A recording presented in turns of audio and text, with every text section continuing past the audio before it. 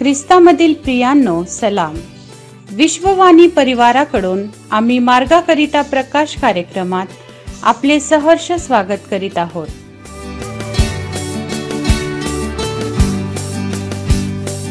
होईल वृष्टी कृपेची, ईश प्रेम मुक्ती असे, तेने दृष्टी पुष्टी यांची, वृष्टी जगी होत असे.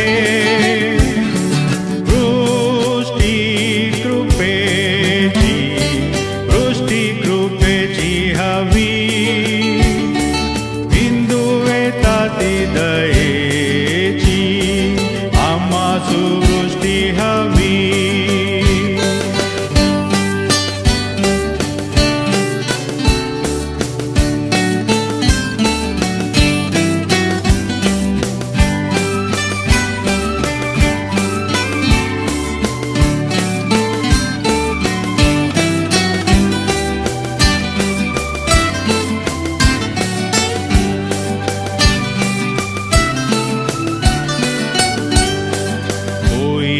वृष्टी कृपेची स्फूर्तिदायी थोरती, हे जोड भारी वारीची, हिंड्या टेकड्यात ती. वृष्टी कृपेची हवी, बिंदू येतात दयेची, आम्हास वृष्टी हवी.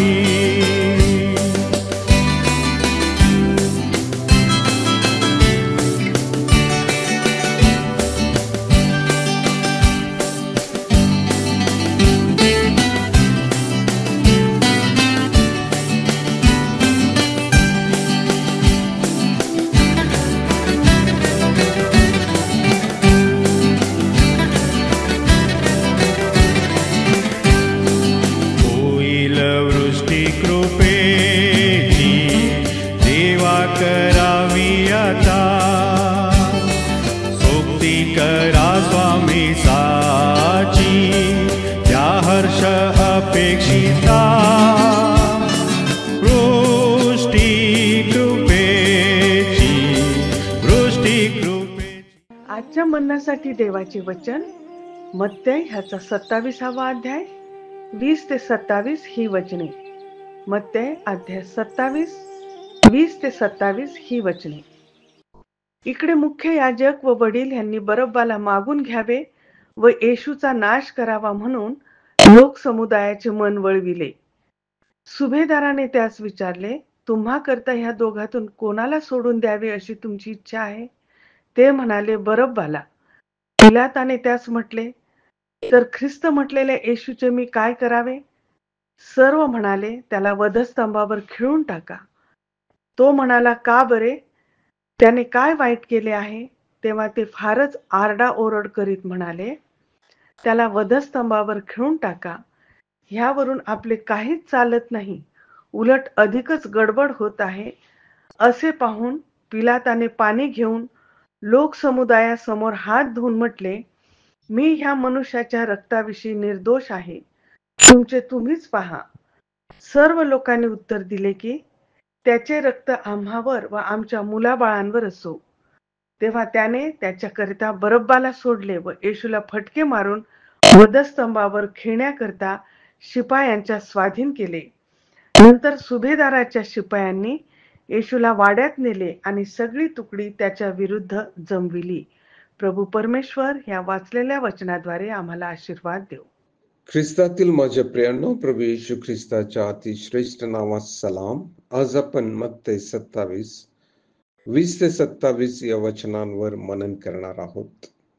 या वचनांमध्ये 3 गट आहेत आणि त्यांची भूमिका मागणी ही त्यामध्ये लिहिलेली आहे.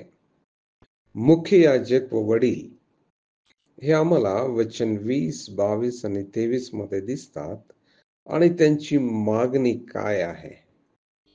पिलात जो सरदार होता त्याच्याकडे ते मागणी करत होते की बरब्बा याला आमच्यासाठी सोडा. बरब्बा जो खुनी अपराधी होता, त्याला सोडा, अशा प्रकारची मागणी ते करत होते. परंतु येशू ख्रिस्त जो जीवन, मार्ग व सत्य, त्याच्याविषयी ते म्हणत होते की त्याचा नाश करा, त्याला वधस्तंभावर खिळा. पिलाताने त्यांना प्रश्न केला, ख्रिस्त म्हटलेल्या येशूचे मी काय करावे? त्याच प्रकारे वचन 23 मध्ये पिलाताचा त्या विरोधकांना पुन्हा एक प्रश्न केला, का बरे? कारण त्यांनी येशू ख्रिस्ताला वधस्तंभावर खिळून टाका अशी मागणी केली होती. म्हणून पिलात म्हणतो, का बरं? कारण तो निष्पाप, निर्दोष होता. तसं जर पाहिलं तर ख्रिस्त येशू या जगामध्ये पाप्यांसाठी प्रायश्चित्त करण्यासाठी आणि आपला प्राण अर्पण करण्यासाठी आलेला होता. कोणीही त्याचा प्राण घेऊ शकत नाही किंवा त्याला मारून टाकू शकत नाही.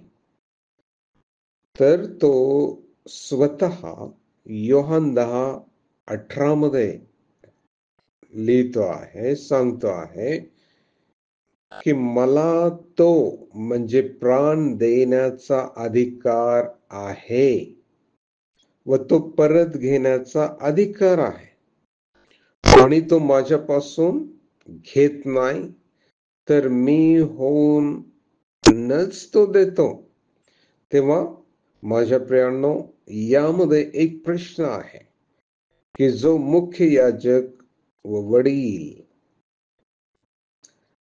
तसेच जे लोक त्या ठिकाणी होते, ते जीवन मागण्याऐवजी, जीवनदात्याला मागण्याऐवजी ते बरब्बाला मागत होते. आणि हा बरब्बा जो खुनी अपराधी म्हणजेच जगाला ते मागत होते. आज आपण स्वतःला प्रश्न करूया की आज मी कोणाला मागतो आहे? जगाला म्हणजे बरब्बाला, की जीवन देणारा येशू ख्रिस्त त्याला? कारण येशू ख्रिस्त हा सार्वकालिक जीवन देणारा आहे. तेव्हा प्रियांनो, आपण प्रभू येशू ख्रिस्ताला जीवनात घेऊया, त्याचा स्वीकार करूया, त्याच्या नावावर विश्वास ठेवूया. प्रभू आपणास आशीर्वाद देव. प्रार्थना करूया. हे स्वर्गीय पित्या, आम्हाला तुझी गरज आहे, कारण तू आमच्या पापांसाठी वधस्तंभावर मरण पावला व पुन्हा जिवंत झालास. यासाठी आम्ही तुला स्तवितो आणि तुझ्या पुनरुत्थानामुळे आम्हाला विपुलतेचं जीवन मिळालेलं आहे, त्यासाठी आम्ही तुला धन्यवाद देतो. अद्यापही ज्या प्रियजनांनी तुला आपल्या जीवनामध्ये स्वीकारलेलं नाही आणि तुझ्या नावावर विश्वास ठेवलेला नाही, त्या सर्वांनी तुला स्वीकारावं, तुझ्या नावावर विश्वास ठेवावा म्हणून सहाय्य कर. प्रार्थना येशू ख्रिस्त याच्या नावाने मागतो, म्हणून तू ऐक. आमेन.